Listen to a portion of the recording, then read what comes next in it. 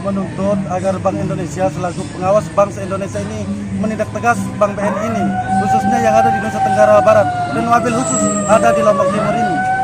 Kalau terkait dengan dugaan indikasi tuntutan, kami bahkan menduga kuat bahwa ini ada unsur politik di dalamnya.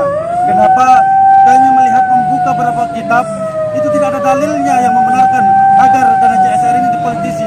Tetapi pada prakteknya pada hari ini itu kita melihat salah satu oknum politisi yang digadang-gadang menjadi calon wakil Bupati Lombok Timur yang baru di Pilkada 2024 ini hadir dalam penyaluran CSR. Dan yang membuat kami janggal itu pernyataan dari pihak BNI, yaitu Pinja BNI Mataram kemarin mengatakan tidak tahu lalu kemana sistem administrasi di BNI ini. terkait tuntutan untuk yang Menuntut ke Bank BNI khususnya di BNI Pusat untuk mencopot Korwil BNI NTB, mencopot Pinja BNI Mataram dan mencopot pimpinan KCP BNI Selong karena mereka tidak tahu menawarkan hal ini. Jadi apa fungsinya ada di Nusa Tenggara Barat, kan seperti itu. Bangsa Indonesia, kawan-kawan. Katakan kami mempertanyakan itu. Kenapa bisa leluasa tempat merah ini mempolitisasi, diduga mempolitisasi dana CSR di Dusun Bolan Desa Jurut Baru, kawan-kawan. Kami mempertanyakan tersebut. Di mana Bank Indonesia, kawan-kawan? Maka kedatangan kami mendesak Bank Indonesia untuk menindak tegas Bank Merah ini yang bernama BNI, kawan-kawan. Kita sudah lama terjaga, kawan-kawan. Seperti apa yang saya sampaikan, bahwa di era-era hari ini bank adalah salah satu alat kapital untuk mempropaganda masyarakat, untuk merusak psikis masyarakat dalam bentuk utang dan beberapa kebijakan lainnya, kawan-kawan. Setelah kami aksi kemarin, banyak keluhan kita BNI yang kami temukan di lapangan, kawan-kawan, termasuk di grup WA. Misalnya di grup WA Lombok Discussion Group, itu salah satu nasabah yang bersama Umi Sarkawi mengeluh terhadap pelayanan Bank BNI, kawan-kawan. Dia mengeluhkan pelayanan Bank BNI dalam pelayanannya. Makanya semakin kita aksi, semakin kita mendalami, kawan-kawan, keburukan, kebusukan Bank BNI ini semakin terlihat, kawan-kawan. Apalagi misalnya di Desa Sakra, Jepung Ajem, nasabah BNI melapor ada dugaan indikasi penipuan. Makanya kedepannya kita terus mengadvokasi masalah-masalah yang dilakukan oleh Bank BNI, kawan-kawan. Karena kita sebagai pemuda, kita sebagai mahasiswa, tugas kita menjadi agent of change dan agent of control, kawan-kawan. Membawa perubahan dan mengontrol kebijakan-kebijakan yang melanggar, yang tidak sesuai prosedur dan keluar dari rel-rel atau koridor yang seharusnya, kawan-kawan. Di kondisi yang sangat miris, kawan-kawan. Di tengah negara lagi memperjuangkan demokrasi yang seutuhnya, tetapi praktek-praktek kapital, liberalis, imperialis dipraktekkan oleh Bank BNI, kawan-kawan. Kehadiran koperasi, kehadiran bank itu sebenarnya diperuntukkan untuk kemakmuran rakyat, kawan-kawan. Tetapi pada prakteknya hari ini itu dijadikan alat kapital, kawan-kawan. Dana-dana masyarakat, dana-dana petani, dana-dana buruh, dana-dana rakyat itu masuk cepat, kawan-kawan. Tetapi lagi-lagi kita temukan wabil khusus di Lombok Timur, kawan-kawan. Lombok Timur adalah kabupaten yang paling banyak penduduknya, kawan-kawan. Disitulah tempat penyaluran CSR. CSR adalah sebuah kewajiban sosial yang harus dilakukan oleh perusahaan.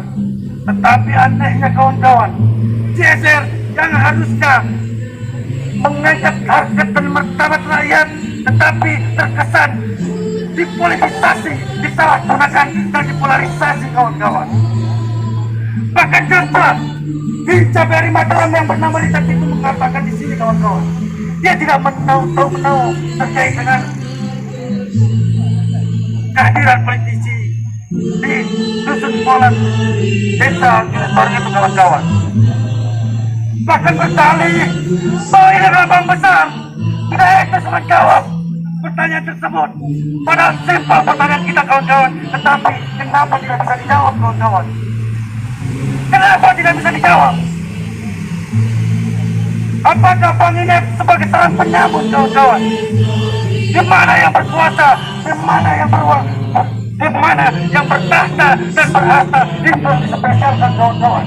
Sedangkan kita yang lahir dari anak buruh, lahir dari anak petani, lahir dari anak miskin kawan-kawan, itu disisihkan kawan-kawan. Sampingkan mereka mau spesialkan orang-orang kawan-kawan. Logika dari mana? CSR itu disalurkan oleh seorang politisi. Bahkan pada momentum pilkada 2024 ini kawan-kawan, tersebar pamflet-pamflet tentang pencalonan oknum politisi yang hadir di CSR itu kawan-kawan. Lalu apa alasan BNI ini? Kita tidak bisa menjawab kawan-kawan. Makanya kita akan terus aksi berjilid-jilid. Untuk PPK kita akan datang dan OJK NTB kawan-kawan untuk menyampaikan aspirasi serta akan bersuara ke BNI Pusat agar mencopot order BNI NTB, mencopot Bintang BNI Mataram dan mencopot KCP pimpinan KCP BNI Serong. Sekali lagi ibu-ibu, bapak-bapak, jangan pernah transaksi BNI.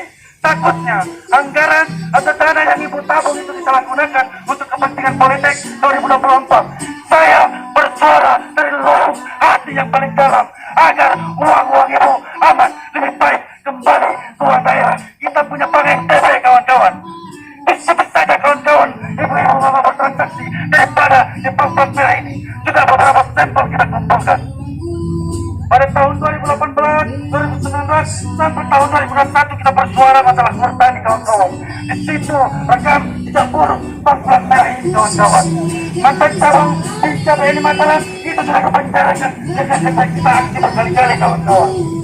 Kami aksi memblokade Bandara 2, kami aksi di Kejaksaan Tinggi, kami aksi di Kejaksaan Negeri Serong. Sehingga hari ini mantan Bintang BNI Mataram tersebut sudah dipenjarakan, dan salah satu organisasi yang terlibat pada perusahaan itu sudah mendekam di dalam penjara. Kita buat kawan-kawan karena konsistenitas kita dalam menyuarakan isu-isu yang berbau kerakyatan kawan-kawan. Hari ini kawan-kawan menguatkan dugaan kita bahwa BNI bisa diduga sebagai seorang penyamuk kawan-kawan, cara mempolarisasi, saran untuk mempolitisasi sebuah kerakyatan kawan-kawan. CSR ini untuk rakyat kawan-kawan, kebijakan sosial yang seharusnya dari hati diberikan, karena itu salah satu kewajiban. Bahkan di aturan kawan-kawan CSR itu disalurkan itu sekitar 2,5% dari profit kawan-kawan. Tetapi di Lombok Timur ini tidak jelas dalam tata kelola pengelolaan CSR ini kawan-kawan. Jangan pernah mundur kawan-kawan. Dan saya berkomunikasi sama kawan-kawan kepolisian sampai kita berjuang seperti kemarin. Yang ini murni menyuarakan hak saya.